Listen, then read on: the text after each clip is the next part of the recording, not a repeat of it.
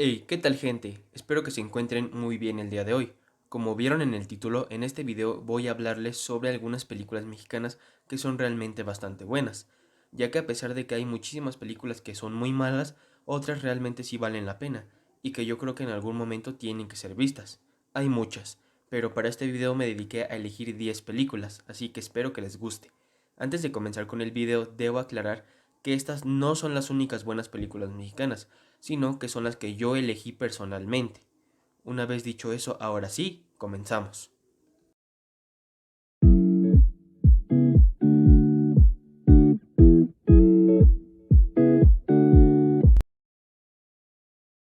Amores Perros.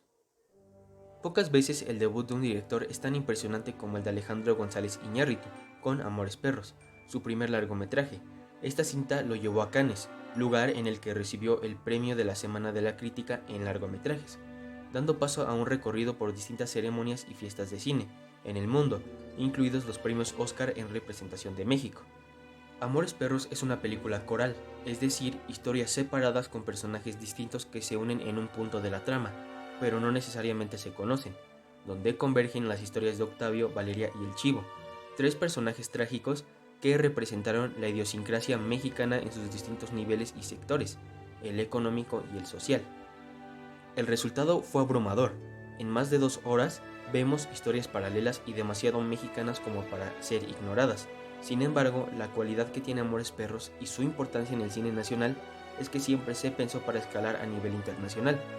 El escenario de Iñárritu es una ciudad confusa, enorme y diversa, que no se respeta entre sí. El director hace un recorrido en la clase alta con el personaje de Valeria, una modelo española, y en las más bajas con Octavio y el Chivo, un cuate que está enamorado de la novia de su hermano y un matón indigente. Lo único que tienen en común son el amor por sus perros, los cuales son un extraño reflejo de sí mismos, donde los tres, perdidos en su tragedia, deambulan como perros extraviados y heridos. Canoa. El director mexicano Felipe Casals representó la realidad de la sociedad mexicana en sus estratos más bajos, o por decirlo de otra manera, en sus formas más primitivas, aquellas que son instintivas, brutales y pasionales. Así es como lo representa en su película Canoa, la cual le dio el Oso de Plata en Berlín. Nos presenta la historia de 5 trabajadores de una universidad, que en medio de una fuerte lluvia piden asilo en San Miguel Canoa en el estado de Puebla. Lucas les brinda un techo y les cuenta cómo el cura del pueblo ha provocado que la gente asesine a supuestos bandidos o enemigos. Los 5 trabajadores finalmente son confundidos con comunistas y son linchados por los pobladores. Canoa está basada en un episodio real de septiembre de 1968, y Casals lo convirtió en una película. Si algo distingue a Canoa y el cine de Casals es la vigencia en su tema, el cual está íntimamente ligado con la pobreza, la religión y las palabras que solas no significan nada, pero que reunidas y emitidas por una figura de supuesta autoridad moral y ética, toman un significado que se puede convertir en un peligro para la vida misma. Los Caifanes. Mágica, surrealista y emotiva. Así es esta película dirigida por Juan Ibáñez y estrenada en 1967. Esta no es una película cualquiera, es la cinta que representó un cambio notable en la forma de hacer cine en nuestro país. Se rompió con lo convencional, tanto en la temática como en el guión, en la fotografía y en un punto muy importante, darles oportunidad a actores que en ese momento no eran tan conocidos. Uno de los puntos que más destaca de esta película es su guión. Este fue elaborado por Carlos Fuentes, uno de los mejores escritores de nuestro país, en conjunto con Juan Ibáñez, y de hecho fue ganador de un concurso de guiones cinematográficos, por lo que se lanzó su filmación. La película reflejaba un contraste entre la desigualdad social de un México en la década de los 60. La historia, conocida por muchos, trata sobre Paloma y Jaime, una pareja de clase alta, quienes entre juegos y lluvia se encuentran con los Caifanes, Capitán Gato, el Azteca, el Estilos y el Mazacote. El encuentro los lleva a recorrer la Ciudad de México por la noche, durante la que Paloma queda fascinada por la forma de hablar y el comportamiento del grupo que recién conoció. Según la revista Somos el largometraje, la película forma parte de los 100 mejores películas mexicanas de la historia, ocupando el lugar 58, además de contar con una de las escenas más icónicas del cine mexicano, cuando el Azteca besa la fuente de la Diana Cazadora. El lugar sin límites. La cumbre de la obra de Ripstein. En esta película, el amor y su contraparte, el coraje, se contraponen y crean lazos indivisibles.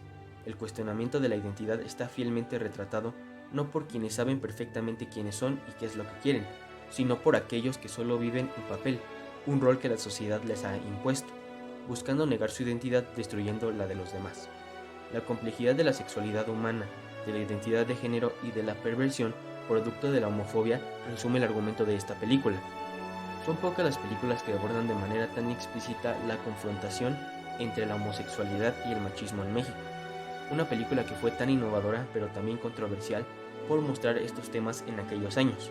Una película perfecta de principio a fin, en todo: guión, ritmo narrativo, escenarios, música, actuaciones. Creo que tiene el mejor reparto y unas muy buenas actuaciones. Sobresalen Fernando Soler y Roberto Cobo. Sin duda una joya de nuestro cine y un gran trabajo de Arturo Ripstein. Cronos. Cronos entremezcla terror, drama y humor negro para presentar una perspectiva original de la inmortalidad, el vampirismo, la fuerza de los vínculos familiares y la apreciación del tiempo. Estrenada en 1993, la cinta es la ópera prima de Guillermo del Toro. Cronos brinda una aproximación a la codicia por la vida eterna. Primeramente, el prólogo presenta a un ficticio alquimista durante el barroco español, que construye el misterioso mecanismo que la provee. Así, entrelaza hacia el siglo XX, desglosando un paulatino suspenso que gira en torno al objeto antiguo y sus capacidades. Del Toro contrapone también la dualidad de perspectivas familiares. El relato pone también atención a minuciosos detalles que reafirman la revisión de Del Toro sobre el vampirismo. Así, Cronos afianza el rechazo a la inmortalidad como el vehículo de la redención personal, que afinca la preservación del alma. Si bien la película es pausada, Cronos es un creativo imaginario visual, que resalta un entorno atmosférico de obscuridad y grandilocuencia barroca. Reinventa el concepto del vampiro y la búsqueda de obtención de la vida eterna. La ópera prima de Guillermo del Toro es una amalgama de preceptos religiosos y fantásticos que pronuncian los matices de la vida, la juventud, la muerte y la resurrección, conjugando drama, terror, fantasía y comedia negra. La interacción entre humanos y monstruos recrea compasión y desacuerdos con el abuso de poder, abrazando la sobrenaturalidad como medio de redención. María Candelaria. El director Emilio Fernández, autor también del guión, junto a Mauricio Magdaleno, con la ayuda de dos de las más grandes estrellas que nos ha dado el cine mexicano, Dolores del Río y Pedro Armendáriz, consigue plasmar un reluciente pero muy doloroso drama, donde la discriminación, los prejuicios, el abuso y la crueldad serán puestos ante un espejo que deja a la sociedad marcada. La sociedad queda aquí certeramente plasmada, en este intenso melodrama magníficamente fotografiado por el celebrado Gabriel Figueroa. Es curiosa la estructura lineal que da el director, ya que aborda la historia desde el punto de vista de un personaje ajeno a ese mundo indígena, pero que se mezcla a la perfección con el relato y es el detonante sin intención de la mayor desgracia.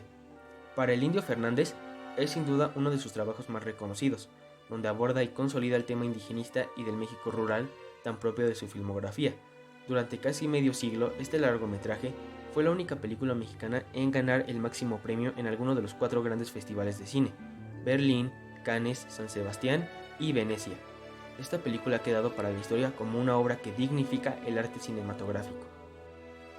El Ángel Exterminador. Así, llegamos hasta la película que establece a Luis Buñuel como un director de culto y un referente del lenguaje cinematográfico.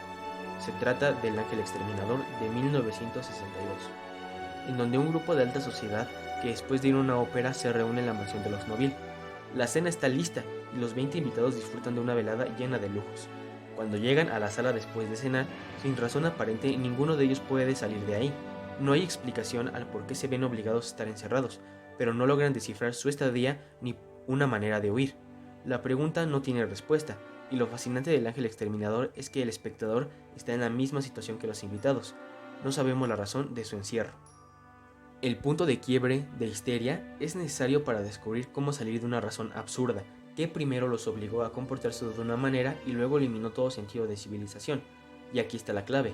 Buñuel no acostumbraba a usar metáforas, de eso no se trata el surrealismo, sino de referencias nada sencillas, pero que se encuentran dentro del imaginario colectivo, y que solo se comprenden cuando el espectador analiza su propia realidad. En El Ángel Exterminador se interpreta de varias formas, que nos lleva a un mismo punto: el humano en sociedad es peor que en su naturaleza.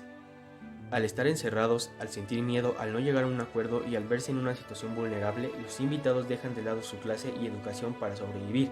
Aquí se elimina el concepto básico de civilización. las maneras adecuadas de comportarse y la forma de actuar de alguien de clase alta. Sin embargo, dentro de lo mismo, estaban obligados a comportarse de un modo que no obedece a su naturaleza.